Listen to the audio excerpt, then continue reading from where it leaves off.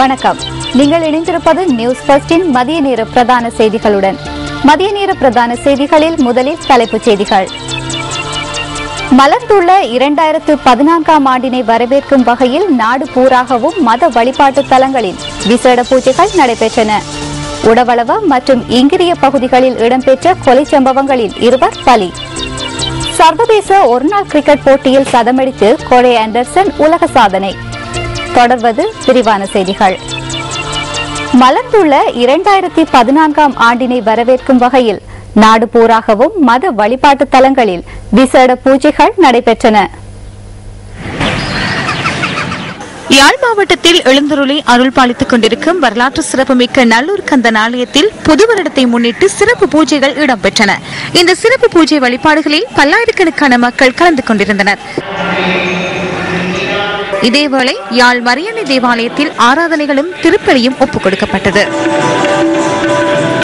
கிளிநொச்சி கந்தசுவாமி கோயில் மற்றும் கிளிநொச்சி நகரில் அமைந்துள்ள பிள்ளையார் கோயிலில் புதுவருட விசேட பூஜைகள் இடம்பெற்றன. பெருந்திரளான மக்கள் வழிபாடுகளில் ஈடுபட்டனர். ஆங்கிலிக்கன் மிஷன் திருச்சபை மற்றும் முறிகண்டி தென்னிந்திய திருச்சபை ஆகியவற்றில் ஆராதனைகளும் கூட்டு திருப்பலி ஒப்புக் கொடுத்தலும் இடம்பெற்றன. முல்லைத்தீவு மாவட்டத்தில் நீண்ட இடைவெளிக்கு பின்னர் அமைதியான முறையில் வெகு விமர்சையாக புதுவருட கொண்டாட்டங்கள் இடம்பெற்று வருகின்றன. முல்லைத்தீவில் எழுந்தருளி அருள்பாலித்துக் கொண்டிருக்கும் வற்றாப்பளை கண்ணகி அம்மன் ஆலயத்தில் புதுவருட சிறப்பு பூஜைகள் இடம்பெற்றன. இதேவேளை முல்லைத்தீவு தண்ணீரூற்று ஊற்றங்கரை பிள்ளையார் ஆலயத்திலும் சிறப்பு பூஜை வழிபாடுகள் நடைபெற்றன.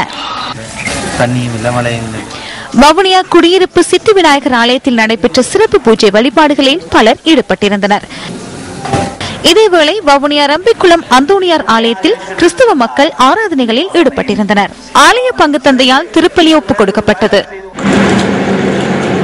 மட்டக்களப்பு மாவட்டத்தில் அமைதியான முறையில் புதுவருட கொண்டாட்டங்கள் இடம்பெற்று வருகின்றன.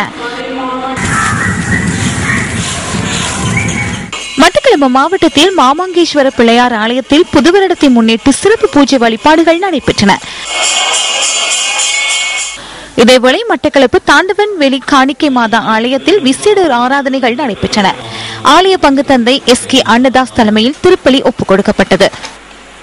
களுவாஞ்சிக்குடி விஷ்ணு ஆலயம், களுவாஞ்சிக்குடி மாணிக்க பிள்ளையார், களுவாஞ்சிக்குடி வம்மியடி பிள்ளையார் மற்றும் எருவில் அரசடி பிள்ளையார் ஆகிய ஆலயங்களில் விசேட பூஜை வழிபாடுகள் இடம்பெற்றன. இதேவேளை மட்டக்களப்பு மயிலம்பாவெளி ஸ்ரீ காமாட்சி அம்பாள் ஆலயத்தில் விசேட பூஜை வழிபாடுகள் நடைபெற்றன. பெரும் எண்ணிக்கையான மக்கள் கலந்து கொண்டிருந்தனர். மலர்ந்திருக்கும் புதுவருடத்தை முன்னிட்டு மலையகத்திலும் விசேட பூஜை வழிபாடுகள் இடம்பெற்றன. ஹட்டன் ஸ்ரீ மாணிக்க பிள்ளையார் கோவிலில் மலர்ந்திருக்கும் புதுவருடம் சிறப்பாக அமைவதற்காக சிறப்பு பூஜைகள் நடைபெற்றன. இதேவேளை ஹட்டன் திருச்சிலுவை ஆலயத்தில் விசேட ஆராதனைகளும் திருப்பலி ஒப்புக் கொடுத்தலும் நடைபெற்றன. புத்தளம் மாவட்டத்தின் பல பகுதிகளிலும் புதுவருட கொண்டாட்டங்கள் விமர்சையாக கொண்டாடப்பட்டு வருகின்றன. புத்தளம் கட்டைக்காடு புனித சவேரியார் ஆலயத்தில் விசேட ஆராதனைகளும் திருப்பலி ஒப்புக் கொடுத்தலும் இடம்பெற்றன. பூனைப்பிட்டி லுசியா ஆலயத்திலும் ஆராதனை நிகழ்வு இடம்பெற்றன. இந்த நிகழ்வில் பெருமளவானவர்கள் கலந்து கொண்டிருந்ததாக எமது செய்தியாளர் தெரிவித்தார். இதேவேளை உடப்பு பத்ரகாளி அம்மன் ஆலயத்தில் விசேட பூஜை வழிபாடுகள் இடம்பெற்றன.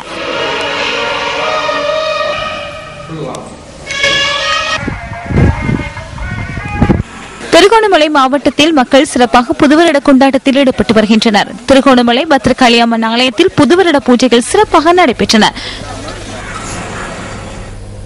கடந்த 2 தினங்களில் மாத்திரம் திடீர் விபத்துகளால் பாதிக்கப்பட்ட 575 பேர் கொழும்பு தேசிய வைத்தியசாலையில் அனுமதிக்கப்பட்டுள்ளனர்.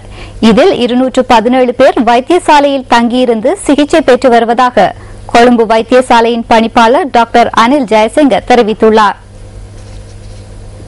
கடந்த வருடத்துடன் ஒப்பிடுகையில் இந்த எண்ணிக்கை சிறிய அளவில் அதிகரித்துள்ளதாக வைத்தியசாலையின் பணிப்பாளர் குறிப்பிட்டுள்ளார். இதேவேளை கடந்த 24 மணித்தியாலங்களில் கொழும்பு தெற்கு வைத்தியசாலையின் வெளிநோயாளர் பிரிவில் 131 பேர் சிகிச்சை பெற்றுள்ளதாக குறித்த வைத்தியசாலையின் பணிப்பாளர் டாக்டர் அசேல குணவர்த்தன தெரிவித்துள்ளார். இதில் திடீர் விபத்துகளால் பாதிக்கப்பட்ட 26 பேர் வைத்தியசாலையில் தங்கியிருந்து சிகிச்சை பெற்று வருவதாக அவர் மேலும் தெரிவித்தார். இதேவேளை தெற்கு களுத்துறை கட்டுக்குருந்த பகுதியில் இன்று காலை 4 மணிக்கு எரிவாயு சிலிண்டரை ஏற்றிச் சென்ற லொரி வீதியை விட்டு விலகி விபத்திற்குள்ளாகியுள்ளது. குறித்த லொரி 3 கடைகளுடன் மோதியதில் இந்த விபத்து இடம்பெற்றுள்ளது. இந்த விபத்தில் லொரியின் சாரதி காயமடைந்துள்ளதாக பிராந்திய செய்தியாளர் தெரிவித்தார். உடவளவ மற்றும் இங்கிரிய பகுதிகளில் இடம்பெற்ற 2 வேறு கொலைச் சம்பவங்களில் 2 கொல்லப்பட்டுள்ளனர். இங்கிரிய பதப்பன்கொட பகுதியில் அமைந்துள்ள விகாரைக்கு அருகில் ஒருவரின் சடலம் கண்டுபிடிக்கப்பட்டுள்ளது. போலீசாருக்கு கிடைத்த ரகசிய தகவலுக்கு அமைய இன்று காலை 6:35 இந்த சடலம் கண்டுபிடிக்கப்பட்டுள்ளது. தாக்குதலுக்கு இலக்காகி இவர் உயிரிழந்திருக்கலாம் என போலீசார் சந்தேகம் வெளியிட்டுள்ளனர். 45 வயதுடைய ஒருவரே இவ்வாறு உயிரிழந்துள்ளார். இதேவேளை உடவளவ பந்தய பழச்சந்தையில் இடம்பெற்ற வாய் தர்க்கத்தின் காரணமாக பழக்கடை உரிமையாளரால் கத்தியால் தாக்கப்பட்டு ஒருவர் கொல்லப்பட்டுள்ளார். இன்று அதிகாலை 1:10 இந்த சம்பவம் இடம்பெற்றுள்ளது. இந்த சம்பவம் தொடர்பாக பழக்கடை உரிமையாளர் போலீசாரால் கைது செய்யப்பட்டுள்ளார். கடலுக்கு செல்லும் போது மீனவர்கள் உயிர் பாதுகாப்பு அங்கிகளை அணிவது இன்று முதல் கட்டாயமாக்கப்பட்டுள்ளது. மீனவர்களின் பாதுகாப்பு கருதி இந்த நடவடிக்கை எடுக்கப்பட்டுள்ளதாக கடற்தொழில் திணைக்களம் குறிப்பிட்டுள்ளது. கௌரவ கடற்தொழில் நீதி வளங்கள் அபிவிருத்தி அமைச்சர் டாக்டர் ராஜசேகரன் அவர்களின் வழிகாட்டலின் பேரிலே 2020 ஜனவரி மாதம் 1 முதல் சகல கடற்கரைகளையும் காப்புறு செய்வதும் தொழிலாளர்கள் பாதுகாப்பு அணிவதும் கட்டாயமாக்கப்பட்டுள்ளது. இந்நடவடிக்கைகளை நாம் இன்று முதல் மேற்கொண்டு வருகிறோம். அனைத்து வகையான பால்மா இறக்குமதியாளர்கள், உற்பத்தியாளர்கள் மற்றும் விநியோகஸ்தர்களால் பேணப்பட்டு வருகின்ற களஞ்சிய சாலை அல்லது அதனை போன்ற இடமொன்று காணப்படுமாயின் நுகர்வோர் விவகார அதிகார சபையில் பதிவு செய்யும் நடவடிக்கை இன்று முதல் கட்டாயமாக்கப்பட்டுள்ளது. இந்த நடைமுறை இன்று முதல் அமல்படுத்தப்படும் என கூட்டுறவு மற்றும் உள்நாட்டு வர்த்தக அமைச்சு குறிப்பிட்டுள்ளது. இதன் பிரகாரம் நுகர்வோர் விவகார அதிகார சபையில் பதிவு செய்யப்படாத களஞ்சிய சாலைகள் அல்லது அத்தகைய ஏதேனும் இடங்களில் பால்மா மற்றும் பால்மா பாக்கெட்டுகளை மொத்தமாக களஞ்சியப்படுத்தி வைத்திருக்க முடியாது என்றும் அறிவிக்கப்பட்டுள்ளது. அத்துடன் இதுகுறித்து நுகர்வோர் விவகார அதிகார சபையினர் எந்தவொரு சந்தர்ப்பத்திலும் பால்மா களஞ்சிய சாலைகளை சோதனையிட முடியும் என தெரிவிக்கப்பட்டுள்ளது. அமைச்சர் ஜான்ஸ்டன் பெர்னாண்டோவின் பணிப்புரைக்கு அமைய இந்த புதிய நடைமுறை ஆரம்பிக்கப்பட்டுள்ளது. ஆக்டேன் 92 ரக பெட்ரோல் இன்று முதல் விநியோகிக்கப்பட உள்ளதாக இலங்கை பெட்ரோலிய கூட்டுத்தாபனம் தெரிவித்துள்ளது. ஆக்டேன் 90 ரக பெட்ரோல் விற்பனை செய்யப்பட்ட விலையில் ஆக்டேன் 92 ரக பெட்ரோல் விற்பனை செய்யப்படும் என இலங்கை பெட்ரோலிய கூட்டுத்தாபனத்தின் முகாமைத்துவ பணிப்பாளர் சுசாந்த் சில்வா குறிப்பிட்டுள்ளார். ஆக்டேன் 92 ரக பெட்ரோலை பயன்படுத்தும் வாகனங்கள் அதிக தூரத்திற்கு பயணிக்க முடியும் என்பதுடன் உதிரி பாகங்களுக்கு எந்தவித பாதிப்புகளும் ஏற்படாது என்றும் அவர் சுட்டிக்காட்டினார். தொலைத்தொடர்பாடலுக்கான வரி 5% இன்று முதல் அதிகரிக்கப்பட்டுள்ளது. 2014 ஆண்டிற்கான வரவு செலவு திட்டத்தின் ஊடாக 20% காணப்பட்ட தொலைத்தொடர்பாடலுக்கான வரி 25% தற்போது அதிகரிக்கப்பட்டுள்ளது. இணையதளம் மற்றும் பிராட்பேண்ட் வலையமைப்புகளுக்கான 10% வரியில் எந்தவித மாற்றமும் ஏற்படுத்தப்படவில்லை என்று தொலைத்தொடர்பு ஒழுங்குபடுத்தல் ஆணைக்குழுவின் தலைவர் அனுஷ பெல்பிட்ட குறிப்பிட்டுள்ளார்.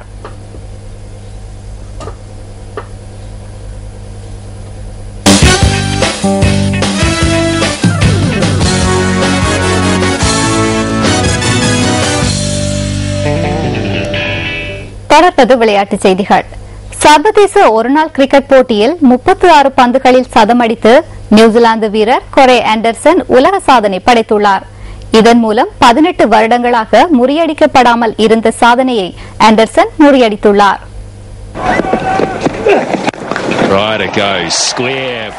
37 பந்துகளில் பாகிஸ்தானின் அப்ரிடி அடித்த சதமை இதுவரை சாதனையாக இருந்தமை குறிப்பிடத்தக்கது. நியூசிலாந்துக்கு கிரிக்கெட் விஜயம் மேற்கொண்டுள்ள மேற்கிந்திய தீவுகள் அணி 5 ஒருநாள் போட்டிகளில் பங்கேற்கின்றது. இரு அணிகளுக்கும் இடையில் இன்று நடைபெற்ற போட்டியில் நியூசிலாந்து அணி 159 ஓட்டங்களால் வெற்றி பெற்றுள்ளது.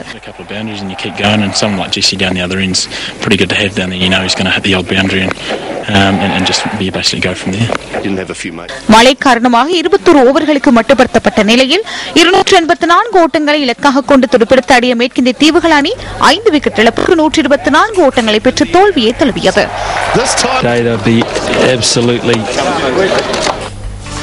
இத்துடன் நியூஸ் ஃபர்ஸ்டின் மதிய நேர பிரதான செய்தி அறிக்கை நிறைவடைகின்றது.